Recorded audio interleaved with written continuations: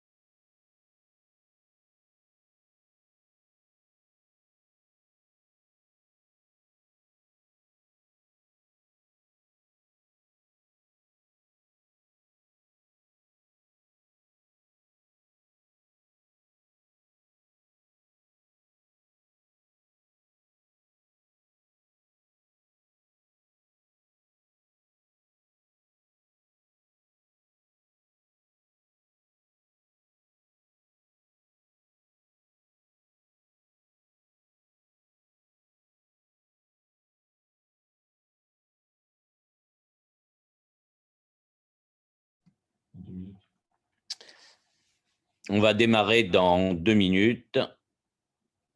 On attend les dernières connexions.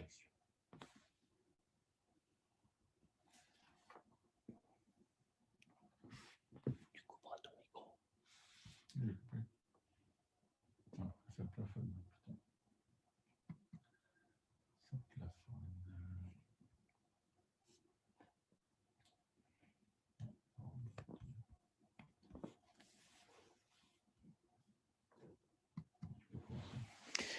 Bien, bonjour à tous et bienvenue pour ces 8e ateliers virtuels du GERS. Donc, vous êtes toujours aussi nombreux à assister à ces ateliers, puisque aujourd'hui, nous sommes près de 600 en ligne pour y participer. Alors, merci également à Pharma Radio qui nous accompagne encore une fois pour ces ateliers et la diffusion en direct donc sur leur antenne. Donc, ces ateliers se situent dans un contexte auquel on s'habitue, malheureusement, avec une reprise de la pandémie de Covid et bien sûr, avec une mobilisation générale. Alors, toutes les informations que l'on va vous présenter au cours de cet atelier sont possibles grâce à toutes les données que le GERS possède, grâce à sa présence au sein de l'Ecopharma CGDIM, toutes les infos que l'on obtient grâce aux logiciels pharmaciens, aux logiciels médicaux, mais également grâce à la BCB, grâce à l'ensemble des interactions qu'on peut avoir avec toutes les filiales du groupe. Également, ces données sont très importantes puisque c'est des données, comme on vous l'avait déjà précisé, qui sont partagées avec les autorités de santé depuis le début de la crise Covid, où toutes ces informations sont maintenant mises à disposition des autorités, soit l'assurance maladie, la DGS, le ministère de la Santé, l'ANSM, et tout cela grâce aux études que l'on suit, que ça soit bien sûr la base TIN sur les données de prescription qui avait été également choisie dans le cadre de l'appel d'offres de la NSM, mais également les données Statop pour l'hôpital et puis toutes les données d'achat et de distribution au niveau des officines, les données Céline, les données Sognow, Sogurly, Sellout et bien sûr les données GERS rupture. Alors, je vais passer la parole à David pour faire maintenant un point sur la situation en médecine de ville. Donc, bonjour à toutes et à tous. Toujours un plaisir de pouvoir partager l'ensemble de ces analyses avec vous. Alors, le point pour la médecine de ville, et avant de rentrer dans la pratique du quotidien, on se devait de débuter par le suivi du Covid à travers justement le panel de médecins généralistes. Comme vous pouvez le voir, on a les nouvelles présomptions. Donc, sur un cumul des 7 derniers jours, on voit que sur octobre et depuis quand même fin septembre, le nombre de cas augmente ou le nombre de cas de présomption. Et puis surtout, quand vous voyez à droite le taux d'incidence par région, on voit que l'Île-de-France est très dynamique dans les nouvelles présomptions, ainsi que le Hauts-de-France. Autre point, quand on regarde les deuxièmes consultations, c'est-à-dire que le patient est revenu chez son médecin généraliste et que du coup, l'indication Covid a été réinscrite pour ce patient-là. Vous pouvez le voir, depuis mi-septembre, le nombre de cas de Covid continue sa croissance avec une belle dynamique. Et quand vous regardez justement l'incidence par grande région, on voit que c'est aujourd'hui surtout l'Île-de-France. L'APACA est en diminution en taux d'incidence. Et c'est vrai que dans le trio, vous avez l'Île-de-France, Auvergne-Rhône-Alpes et les Hauts-de-France. Quand on regarde d'un point de vue un peu plus macro sur la pratique en médecine générale sur ces derniers mois, qu'est-ce qu'on observe sur la cohérence autour de ces différentes semaines? Comme vous pouvez le voir, même sur le mois de septembre, on est à moins 5% de consultations par rapport à l'année dernière.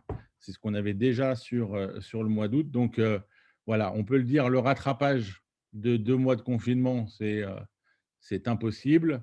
Et d'autant plus qu'on continue à avoir un recul en termes de consultation chez le médecin général de moins 5%. Alors, un point sur la téléconsulte et le poids que ça représente, et aussi pour vous montrer comment on peut jouer avec les chiffres qui sont malgré tout des êtres fragiles et que, à force d'être torturés, finissent par avouer ce dont on a envie qu'ils avouent. Le taux de téléconsultation sur mars-avril, on est monté à 26%. Et on voit que ça stagne une fois le confinement terminé, autour de 4-5% sur ces dernières semaines. Mais quand on regarde en valeur absolue, considérant que le mois d'avril est le mois record en termes de téléconsultation en médecine générale et en considérant que le mois d'avril est une base 100, et ben, au mois de septembre, on a en volumétrie un quart de la volumétrie qui est faite en téléconsultation. Donc, c'est vrai que on pourrait se dire 4% des consultations qui sont faites à travers la téléconsultation, c'est faible en proportion. Par contre, en volume, ça correspond à un quart de ce qui a été réalisé au mois d'avril en plein cœur du confinement. Qu'en est-il sur les pathologies ORL? C'était, je pense, une des 2 questions qu'on nous a le plus posées depuis la rentrée, même avant les vacances. Est-ce qu'il y aura de la patho à la rentrée?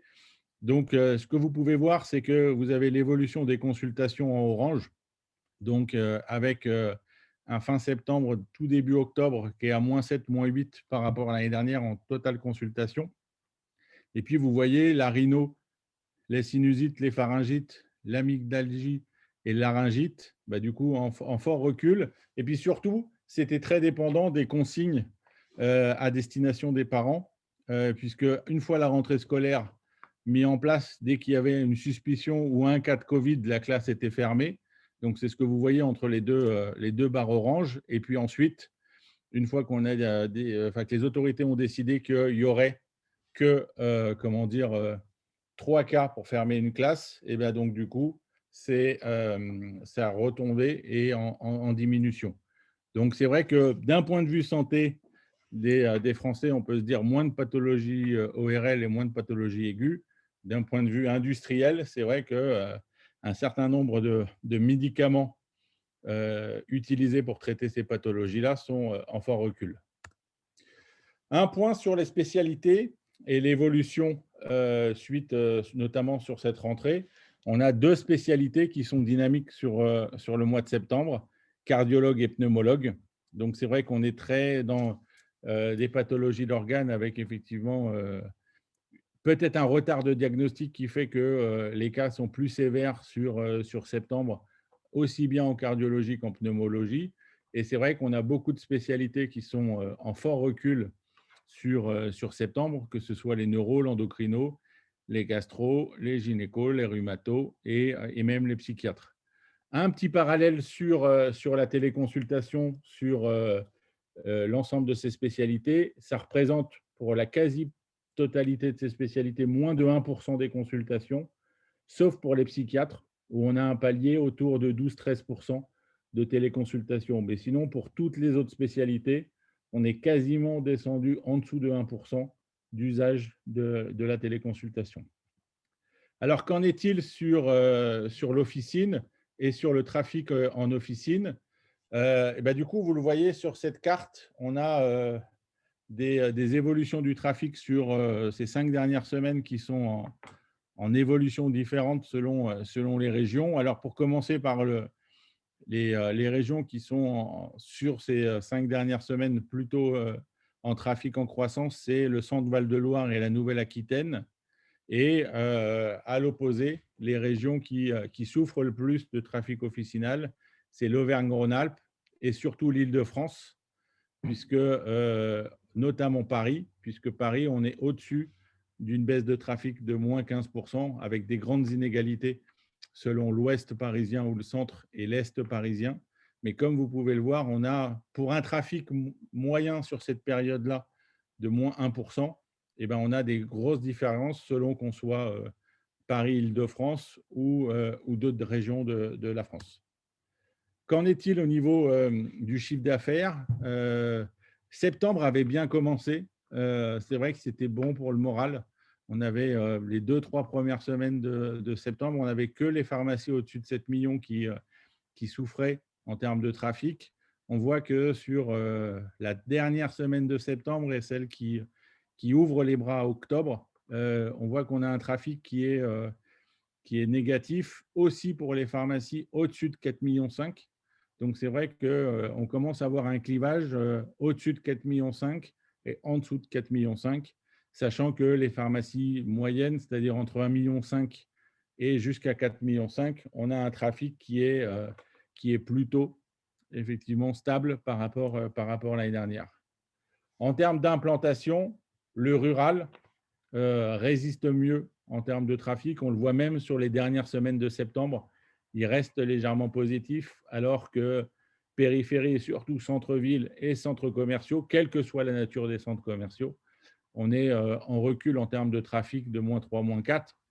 On le verra dans la slide suivante, mais globalement, on a un trafic qui diminue et des paniers pour le patient consommateur qui sont en hausse. Comme vous pouvez le voir, on est à plus 1 sur les 5 dernières semaines, donc tout début septembre jusqu'à tout début octobre. Pour autant, regardez bien sur la courbe, les 2 dernières semaines sont défavorables avec une baisse du chiffre d'affaires, aussi bien sur la délivrance issue d'une prescription de ville qui représente 53% du chiffre d'affaires de l'officine, moins 4 sur les 2 dernières semaines pour un cumul à moins 2 sur ces 5 dernières semaines. Ce qui est issu de la prescription hospitalière, on voit que ça résiste à plus 3, plus 5 pour une moyenne à plus 6 et ça représente 27% du chiffre. Et tout ce qui est conseil, c'est-à-dire délivré hors prescription, on reste à +3. Mais surtout, regardez bien, on avait un bon début d'année avec la rentrée scolaire qui était du coup et la rentrée de tout le monde. Et c'est vrai que fin septembre et tout début octobre, on a sur la partie conseil un nouveau frein, -3, -2. Donc, on va voir effectivement quelles vont être les annonces faites par le gouvernement et le président dans les jours à venir pour voir effectivement quel impact ça pourrait avoir sur l'activité. Mais c'est vrai que ces 2-3 dernières semaines ne sont pas très encourageantes sur le trafic en officine et le chiffre d'affaires en officine. Patrick, un petit point sur le remboursable? Alors, sur le remboursable, on voit que sur les dernières semaines et en particulier les 4 semaines du mois de septembre, l'activité sur le médicament remboursable est en hausse. On est à plus 2 sur ces semaines de septembre, moins 1 en unité. Donc, cela est à prendre en compte, mais en plus, quand on aura les résultats en mensuel, il faudra prendre, aussi en compte le fait qu'il y aura un jour ouvré de plus. Donc on risque d'avoir un mois de septembre qui sera aux alentours de plus 5 sur le médicament remboursable.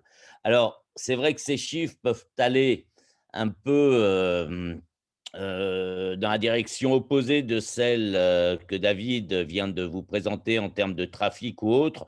Ce que l'on peut peut-être supposer ou en tout cas, imaginer, c'est que les gens rationalisent beaucoup plus leur venue en pharmacie et que le ticket, moyen est plus important, ce qui explique que sur le médicament, remboursable et en particulier sur ces 4 semaines, il y a une augmentation.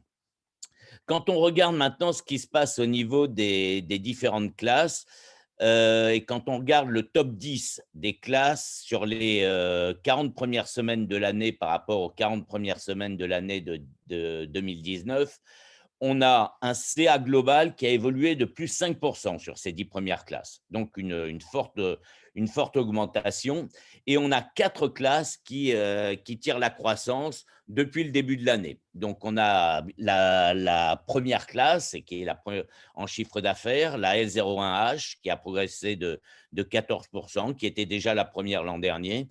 Ensuite, vous avez la B01F qui progresse de plus 18 qui est troisième en 2020 et qui était cinquième en 2019. Ensuite, vous avez la L02B qui progresse aussi de 15 et vous avez surtout la L04C, donc les inhibiteurs de l'interleukine, donc en particulier le Stelara, Cosentyx, Ilaris, qui a une progression de plus 40 sur ces 40 premières semaines de 2019, de 2020 par rapport à 2019.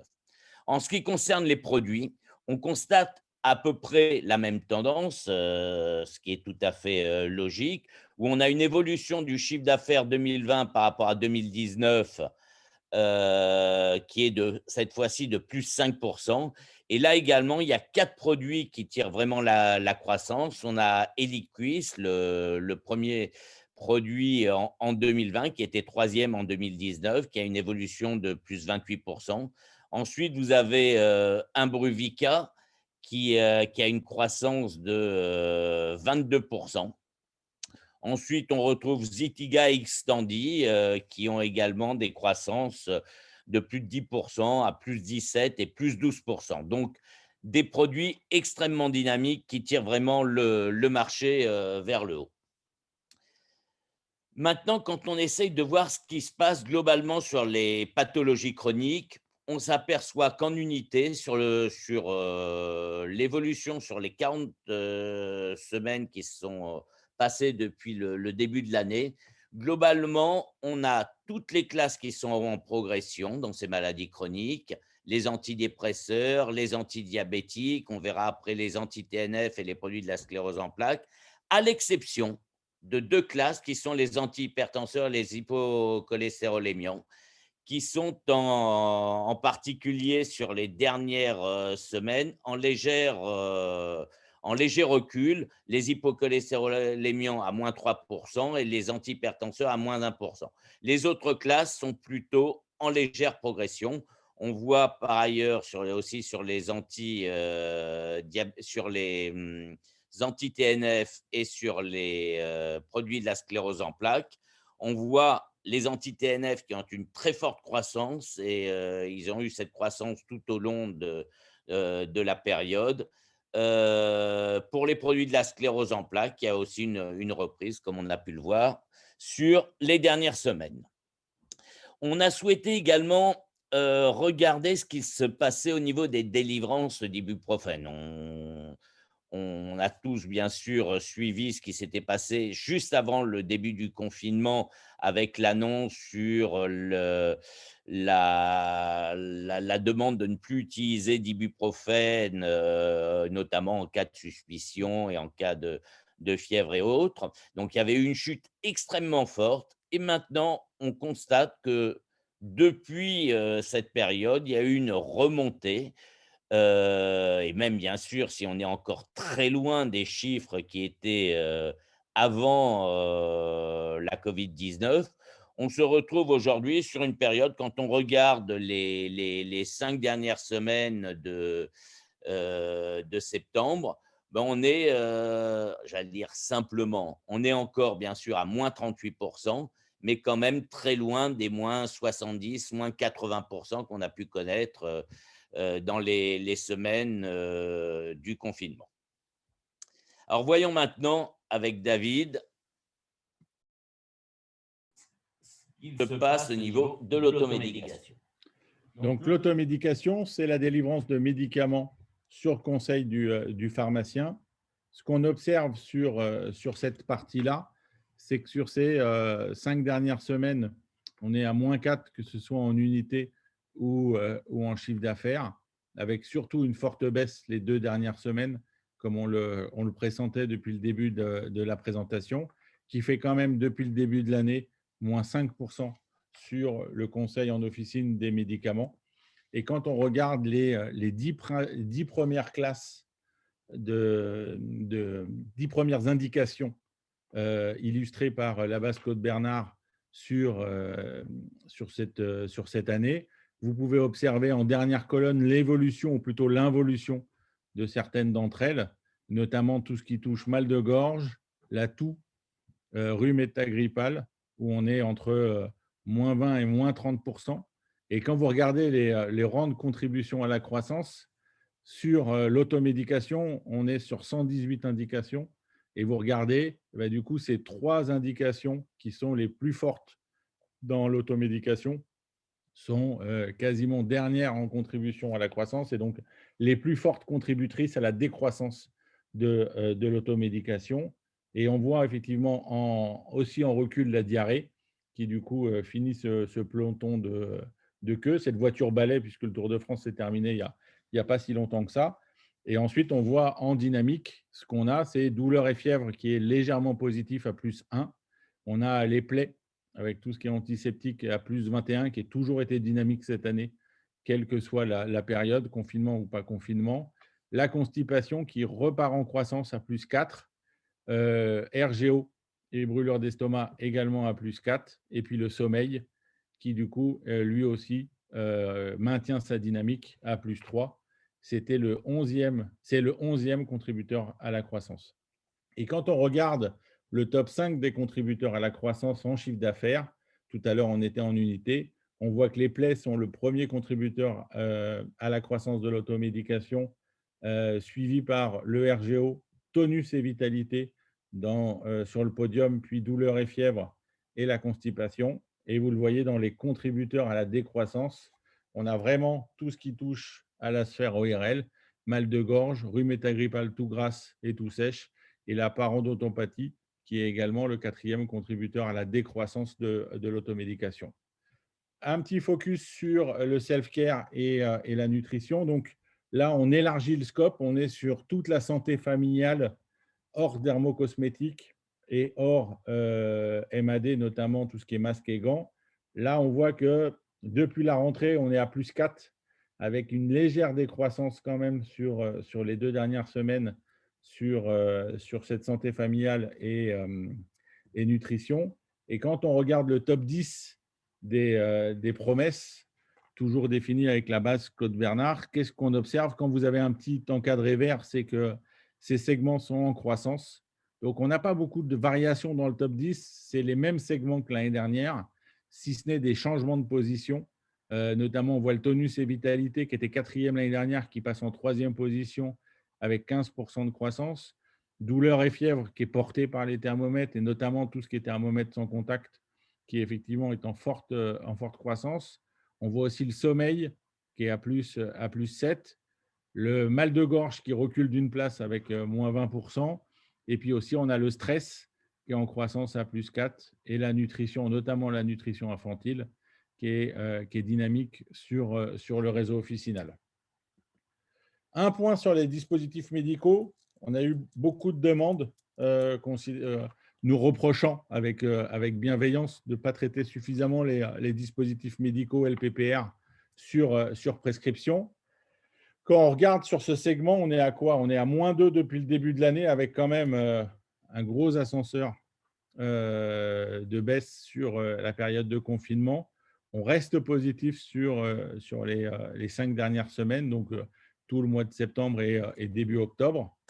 Et puis, quand on regarde sur cette même période, vous le voyez, on a le métabolisme, donc tout ce qui est lecture de glycémie et bandelette qui est positif, excusez-moi, premier contributeur et seul contributeur à la croissance si on regarde le top 5 sur ce marché à -8 depuis le début de l'année.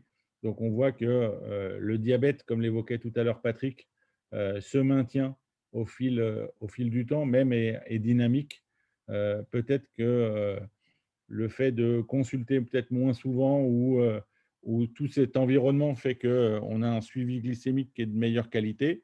On voit que l'ortho et la compression, depuis le début de l'année, est en fort recul. Et quand on regarde ce qui s'est passé depuis la rentrée, on voit que si je fais de la plongée, ou si du moins je prends l'image, on voit que les bulles remontent un peu à la surface. La compression et l'ortho est quasiment revenu sur le même trend que l'année dernière. Bon, on l'a vu sur la slide d'avant que ce qui est perdu, mais on a un petit rattrapage. Et puis, on a tout ce qui est pansement et soins post-op qui devient positif sur cette rentrée. Donc, on est dans cette nouvelle normalité avec le Covid. On va voir effectivement comment ça évolue, mais on a ces indicateurs qu'on voulait partager avec vous. Autre point sur la dermo, et là toujours, je ne peux pas m'empêcher de faire cette slide avec gel ou sans gel en volume. Et vous regardez en volume, l'écart est monstrueux si on parle de dermo avec le gel hydroalcoolique ou non. On serait sur la rentrée à +9, mais au final, si j'enlève le gel hydroalcoolique, au final, on est à -1 avec une baisse significative et importante ces 2 dernières semaines. Donc, ça touche toute l'officine, quel que soit le segment, même si on a vu sur les pathologies chroniques, l'officine résiste davantage. Alors, on a fait deux top 20 des laboratoires, donc, où on voit effectivement quand la bulle est vide, on est des marques qui sont en involution, et quand elles sont pleines, elles sont en évolution. Là, on a intégré les gels hydroalcooliques et on voit la forte percée de Bacide qui était 28e sur ce segment de gel hygiène et dermo. Donc, c'est vrai que quand on inclut le gel hydroalcoolique, on a une forte percée de Bacide. Mais sinon, dans les marques dynamiques, on a qu'est-ce qu'on a? On a Uriage qui est le premier contributeur à la croissance sur cette rentrée, suivi d'Aderma. On a également Eucérine qui est toujours légèrement positif. Pareil pour SVR et Garancia, et les déodorants Etiaxil. Et si je fais le même miroir, mais sans le gel hydroalcoolique, on voit qu'effectivement, on a les mêmes marques, si ce n'est Roger et Galet, qui effectivement ferme ce top 20, puisque du coup, il est 20e et qui était 17e l'année dernière. Patrick, un petit point sur l'hôpital avant de parler du PLFSS? Alors, à l'hôpital, effectivement, sur les dernières semaines, donc on constate, on voit une légère, donc slide suivante, une légère diminution sur les semaines 39-40, alors qu'il y avait eu une reprise un tout petit peu qu'on avait constaté pendant l'été. Donc, sûrement des stocks qui s'étaient reconstitués et maintenant plutôt une tendance à des commandes qui sont plutôt baissières. Alors là, on est bien sûr en UCD. Et quand on regarde, alors quand on fait un zoom sur les produits de réanimation, bon, on a quand même une grande stabilité depuis à peu près la semaine 20-21, après le pic de la pandémie. Il y avait eu un autre pic en semaine 32-33, mais là, on retrouve le niveau qui était le niveau de celui d'avant Covid, avec un nombre assez constant, avec des variations dans les achats, mais une consommation qui est plutôt, du moins des achats qui sont plutôt constants. Alors, quand on regarde maintenant, quand on fait un zoom sur la dexaméthasone, on sait que la dexaméthasone, on en parle énormément dans tous les protocoles aujourd'hui, dans les formes sévères de Covid.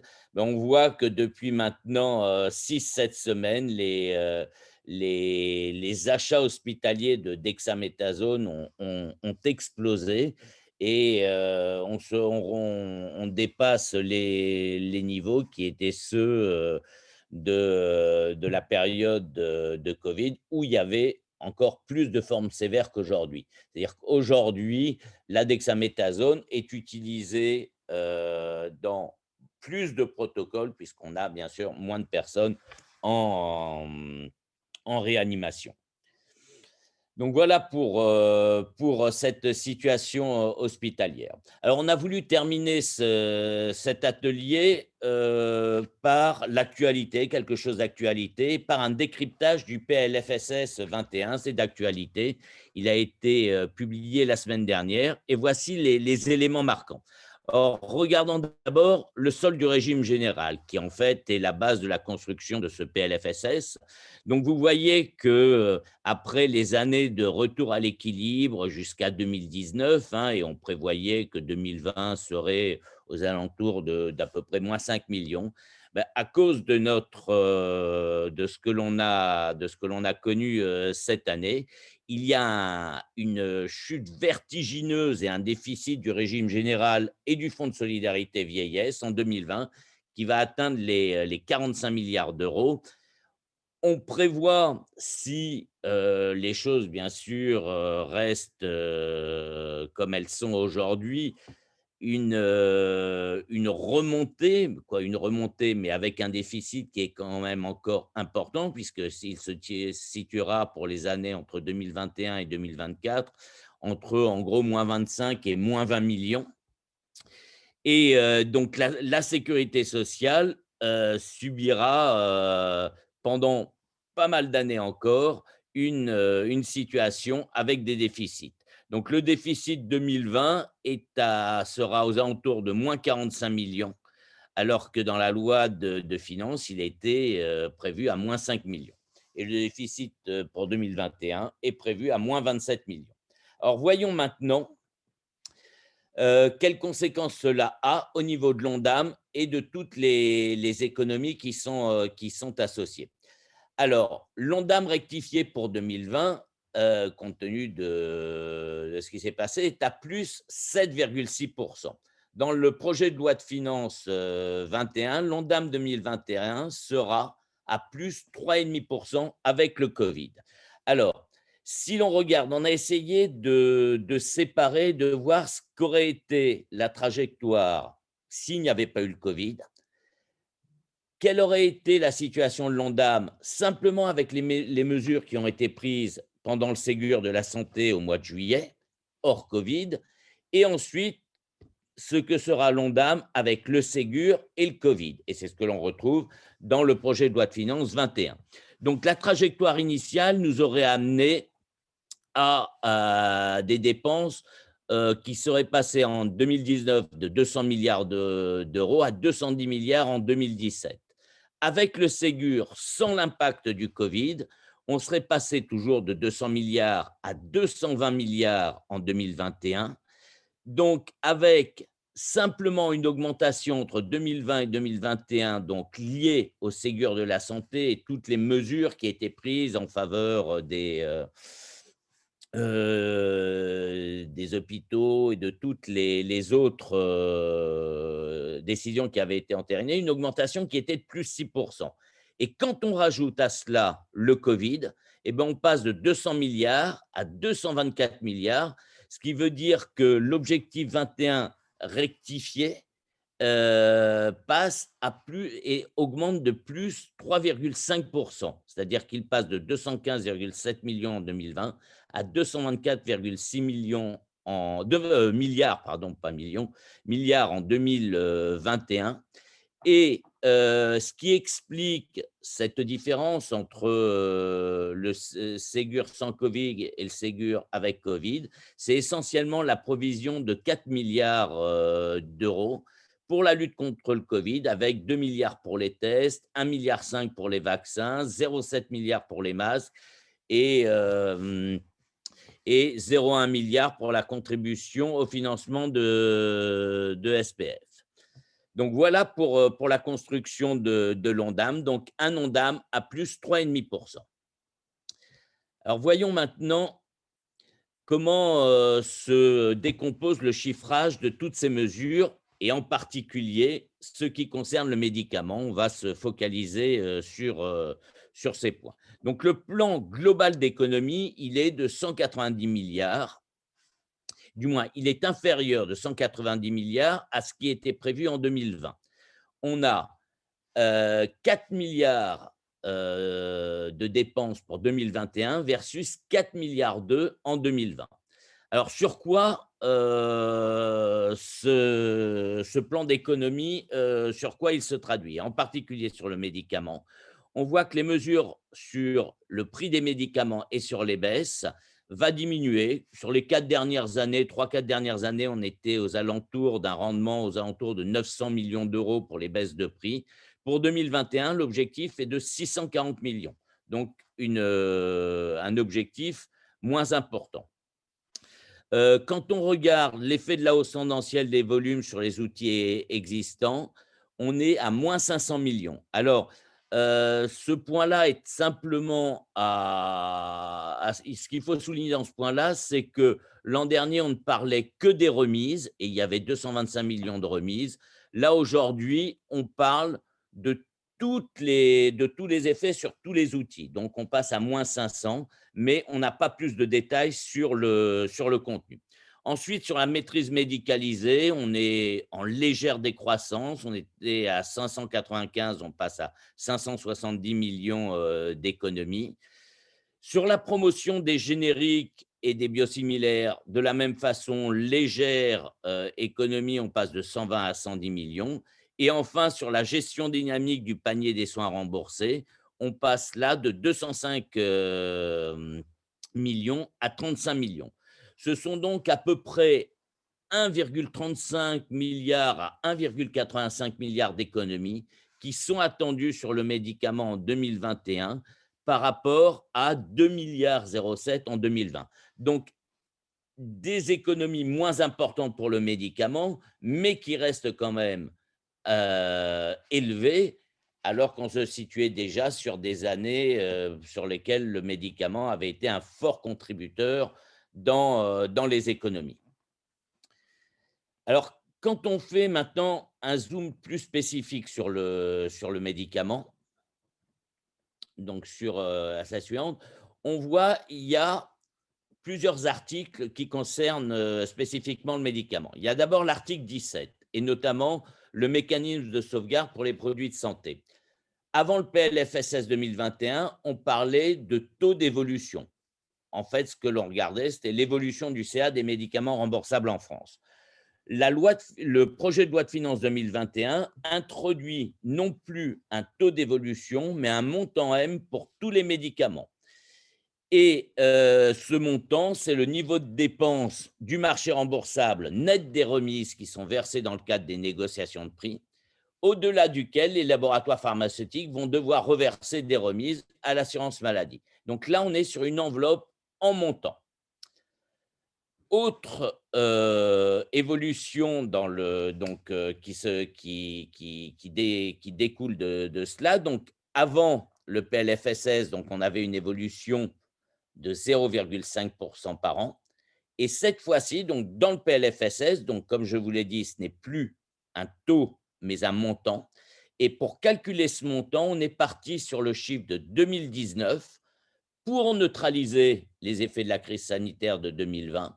Et à ce chiffre de 2019, on a appliqué 2 fois le taux d'évolution de 0,5%. Donc 0,5% à 2019 pour arriver à un chiffre 2020, suivi d'une nouvelle évolution de 0,5% pour arriver à 2021, soit un chiffre d'affaires de 23 milliards 23,99 milliards d'euros. Dernier élément, il s'agit de l'abattement conventionnel de moins 20% sur la clause de sauvegarde. Et là, le projet de loi de finances 21 prévoit une réduction sur la clause de sauvegarde de 5 à 20%. Et là, donc, c'est une mesure qui n'est pas très favorable à l'industrie, puisque avant, systématiquement, il y avait cet abattement conventionnel de 20%. Aujourd'hui, en fonction des baisses de prix sur un ou plusieurs médicaments, cette réduction pourra être limitée à 5%, mais pourra aller quand même encore jusqu'à 20%. Donc, une mesure un peu plus défavorable. Ensuite, il y a l'article 38, donc slide suivante, sur la prise en charge dérogatoire des médicaments. Donc, c'est là une refonte complète des ATU et RTU. Donc, cet article a pour objectif de simplifier les demandes d'ATU et d'harmoniser les procédures du fait de la diversité des dispositifs d'accès précoce existants. Donc, avant le projet de loi de finances, vous aviez les ATU nominatives de cohorte, les extensions d'AMM, ainsi de suite, et toutes les autres mesures. Le projet de loi de finances 21, lui, introduit 2 uniques prises en charge pour un accès anticipé. L'accès précoce, qui va concerner uniquement les médicaments susceptibles d'être innovants, pour lequel le laboratoire s'engage également à déposer une AMM rapidement. Et ensuite, il y aura une autre catégorie qui est l'accès compassionnel, et lui concernera les médicaments qui sont non nécessairement innovants, qui ne sont pas initialement destinés à obtenir une AMM, mais qui répondent spécifiquement à un besoin, de façon satisfaisant à un besoin thérapeutique. Donc, les objectifs, c'est un accès rapide et anticipé pour les patients, qu'ils aient accès à ces médicaments plus rapidement, pour une utilisation hors AMM et prise en charge par l'assurance maladie. C'est également une mesure qui va favoriser l'attractivité et la prévisibilité pour les entreprises porteurs de médicaments innovants. Et c'est également une transition pour un accès précoce, droit commun facilité, avec la mise en place de remises automatiques. Alors, il faut noter que cette mesure, dans le projet de loi de finances 2021, devrait entrer en vigueur le 1er juillet 2021. Ça a été entre le texte initial et déjà le projet, il y a déjà eu un report de 4 mois. Alors, quels sont les autres points marquants pour terminer ce point sur le PLFSS? Il faut quand même rappeler les éléments du Ségur de la santé, car ces éléments du Ségur de la santé ont vraiment eu une influence importante sur l'Ondam 2021, sur le projet de loi de finances. Donc, ces accords de Ségur avaient pour objectif de valoriser et de rendre attractifs les métiers de la santé, d'assainir la situation financière des établissements de santé, de moderniser le système hospitalier.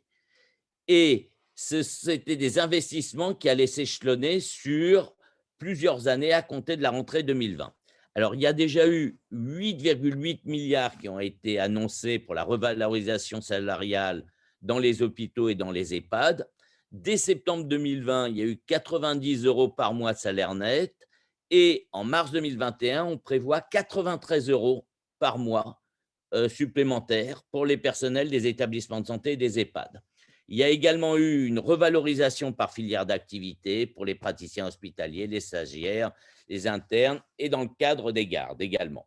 Donc, quand on regarde l'Ondam 2020-2023, donc ces revalorisations salariales sont à hauteur de 8,8 milliards d'euros, dont 1 milliard sur l'Ondam 2020 et 5,8 milliards sur l'Ondam 21. Donc, vous voyez que l'impact sur les années futures, 2022 et 2023, sera moins important.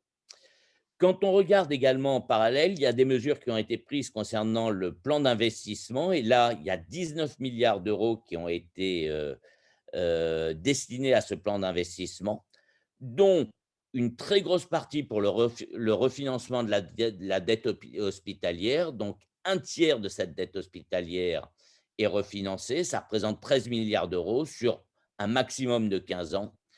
Et ensuite, les 6 milliards d'euros d'investissement restants est investi sur 3 à 5 ans et lui concerne essentiellement des mesures sur le numérique, en santé, également des investissements pour tout ce qui est établissements médico-sociaux et également il y a 2,5 milliards pour des projets hospitaliers qui sont considérés comme étant prioritaires. Les autres mesures du PLFSS, donc on en compte 4 principales. Contribution Covid des organismes complémentaires, et là c'est une contribution temporaire qui est assise sur le chiffre d'affaires en santé des organismes complémentaires. C'est fixé à 1 milliard d'euros en 2020 et 500 millions en 2021, et il y aura possibilité d'une révision en 2021. Prise en charge intégrale des actes de téléconsultation pendant 2 ans. L'objectif, là, est de poursuivre le développement de la télémédecine et de le renforcer et de permettre aux professionnels de santé de s'équiper des outils nécessaires à la facturation et au paiement à distance des téléconsultations. Création d'une 5e branche, donc la branche autonomie. Je vous rappelle qu'il y avait 4 branches qui étaient les branches maladie, vieillesse, accident du travail et famille. Et donc, là, maintenant, création de cette 5e branche qui va être gérée par la Caisse nationale de solidarité pour l'autonomie. Elle va être financée par la CSG à hauteur de 28 milliards d'euros en 2021. Donc, ce qui veut dire qu'il y aura un démarrage à l'équilibre. On verra ce qu'il en sera dans le temps. Et il y aura 2,5 milliards qui seront alloués pour le soutien à l'autonomie en 2021, dont 1,4 milliard pour les revalorisations salariales dans les EHPAD. Enfin, dernière mesure importante, l'allongement du congé paternité. À compter du 1er juillet 2021, sa durée est portée de 14 à 28 jours, 32 jours en cas de naissance multiple, et les 7 jours suivant l'arrivée de l'enfant seront rendus obligatoires. Donc, c'est une mesure dont le coût est estimé à 520 millions d'euros par an, et dont 260 millions pour 2021. Donc, voilà pour les principales mesures du calendrier. Un dernier mot, les principales mesures du PLFSS. Un dernier mot sur le calendrier. Donc, le 29 septembre a été présenté à la Commission des comptes de la Sécurité sociale ce PLFSS. Le 7 octobre, il a été présenté en Conseil des ministres. À partir du 20 octobre, première lecture à l'Assemblée nationale et vote solennel le 27 octobre. Ensuite, on passe au Sénat à partir du 9 novembre, l'examen du texte et vote solennel le 17 novembre. Et on attend, comme chaque année, une parution de la loi de finances 2021 en fin décembre, donc en fin de cette année. Donc voilà pour les principales mesures qui ont été prises dans le cadre de ce PLFSS. Le GERS vous enverra dans les prochains jours une analyse beaucoup plus détaillée avec l'ensemble des éléments, ce qui vous permettra d'avoir une vision beaucoup plus précise de tout ce que contient ce PLFSS. Donc, un grand merci pour votre participation à ces 8e ateliers. Vous avez été nombreux à être avec nous. On vous remercie avec David très chaleureusement. On vous rappelle que ces ateliers sont disponibles également sur la chaîne YouTube du GIE Gers et en podcast sur Pharma Radio qui nous a accompagnés pour la diffusion de ces ateliers. Un grand merci à vous, bonne journée et à très bientôt pour les 9e ateliers. On vous précisera rapidement la date de ceux-ci. Bonne journée, au revoir.